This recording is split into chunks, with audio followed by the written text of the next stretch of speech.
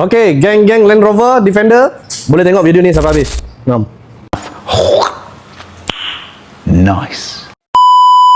Okay, hi guys, hari ni kita ada sebuah Land Rover Defender. Okay, sini kunci dia.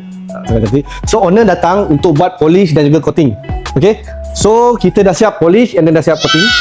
Okay, so kita coating semua. Okay, body, cermin, depan, belakang, kiri, kanan, everything. Rim, tayar, semua kita coating. Okay, di bahagian belakang kalau kita boleh nampak dekat sini memang sangat cantik.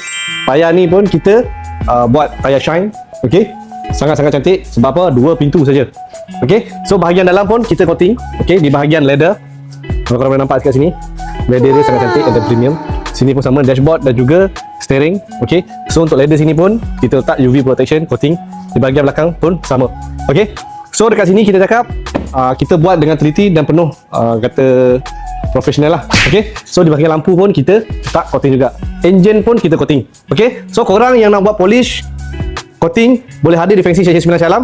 Kita akan buat yang terbaik. Tapi korang jangan lupa follow, like and share untuk konten yang seterusnya. Okay, ngam.